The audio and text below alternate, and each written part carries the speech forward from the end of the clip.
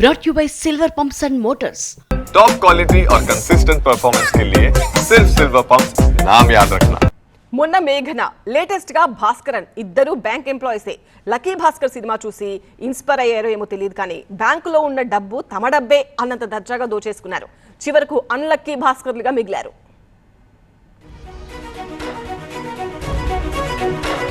తమిళనాడులో lucky Bhaskar cinema స్టైల్లో మోసం చేశాడు ఓ ప్రబుద్ధుడు. తిరుపత్తూర్ ఇండియన్ బ్యాంక్ లో అప్రైజర్ గా పనిచేస్తున్న భాస్కరన్ చేతివాటం చూపాడు. నకిలీ బంగారం బ్యాంకులో తాకట్టు పెట్టించి 1.5 కోటి కాజేశాడు. అన్నం పెట్టిన బ్యాంకుకే కన్నం వేశాడు. 42 మందితో ఓ టీం తయారు చేసి వాళ్లతో బ్యాంకులో నకిలీ బంగారాన్ని తాకట్టు పెట్టించాడు. తనే అప్రైజర్ కాబట్టి అది రియల్ గోల్డ్ అనేలా గోల్మాల్ లెక్కలు వేసి తన దొంగ బ్యాచ్ కి డబ్బులు అందేలా చేశాడు. నగదు లెక్కల్లో తేడాలు రావడంతో అధికారులు విచారణ షురూ చేశారు. దీంతో భాస్కరన్ డూప్లికేట్ గోల్డ్ లోన్ దందా బయటపడింది. నకిలీ గోల్డ్ పెట్టు కోట్లు కొల్లగొట్టు స్కీమ్ తిరగబడింది. బ్యాంక్ అధికారుల ఫిర్యాదుతో అప్రైజర్ భాస్కర్ ని అరెస్టు చేసి దర్యాప్తు చేస్తున్నారు పోలీసులు.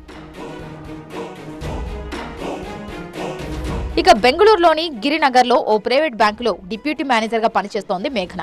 ఆ బ్యాంకులో ఉమ్మడి ఖాతా ఉన్న వృద్ధ దంపతులతో ఆమెకు పరిచయం పెరిగింది. అలా బ్యాంకింగ్ వ్యవహారాల్లో సాయం చేస్తూ వారికి బాగా దగ్గరైంది. మేఘనను బాగా నమ్మిన ఆ వృద్ధ దంపతులు తాము చామరాజపేటలో ఇంటిని అమ్ముతున్న విషయాన్ని కూడా ఆమెతో పంచుకున్నారు. ఇలా ఇల్లు అమ్మగా వచ్చిన డబ్బుతో కలిపి వారి ఖాతాలో మొత్తం 1 కోటి రూపాయలు జమయ్యాయి. అప్పటి వరకు బాగానే ఉన్న మేఘన ఆ వృద్ధ దంపతుల బ్యాంక్ అకౌంట్లోని సొమ్మును కొట్టేయాలని ప్లాన్ చేసింది. వృద్ధ మహిళకు ఎఫ్టీ ఖాతా తెరవడం గురించి అబద్ధం చెప్పి ఆర్టీజీఎస్ పత్రంపై సంతకం చేయించుకుంది.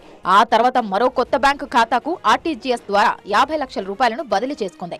ఒకరోజు ఆ దంపతుల కుమారుడికి ఈ విషయంలో అనుమానం వచ్చింది. తన పేరెంట్స్ చెప్పినంత డబ్బు బ్యాంక్ ఖాతాలో లేదని అతను గుర్తించాడు. ఫిబ్రవరి 13న కొంత డబ్బు వేరే ఖాతాకు బదిలీ అయినట్టు గుర్తించాడు. దీంతో వారంతా కలిసి గిరినగర్ పోలీస్ స్టేషన్లో ఫిర్యాదు చేశారు. కేసు విచారణ చేపట్టిన పోలీసులు నిందితులను పట్టుకొని అసలు విషయం కనిపెట్టారు. విలాసవంతమైన జీవితం గడపాలని కలలు కన్న మేఘన ఇందుకోసం ఆ వృద్ధ దంపతుల డబ్బు కొట్టేయాలని ప్లాన్ చేసింది. తన భర్త శివప్రసాద్, అతగాడి స్నేహితులు వరదరాజు, అన్వర్ ఘోష్ సాయం తీసుకుంది. వీరి సాయంతో ఓ కొత్త అకౌంట్ తెరిచి ఆర్టీజీఎస్ ద్వారా ఆ ఖాతాకు 50 లక్షల రూపాయలు బదిలీ చేయించింది. ఆ తర్వాత అందులోని 30 లక్షల రూపాయలు వాళ్లు విత్డ్రా చేసుకున్నారు. ఘటనపై దర్యాప్తు చేసిన పోలీసులు మొత్తం 50 లక్షల రూపాయలు రికవరీ చేశారు. ఇక పోలీసు విచారణలో లక్కీ భాస్కర్ స్టోరీ చెప్పింది మేఘన. వృద్ధ దంపతులను మోసం చేసే ఉద్దేశం తమకు లేదని, తమకు డబ్బు అవసరం ఉండటం వల్లే వారి డబ్బు తీసుకున్నామని తెలిపింది.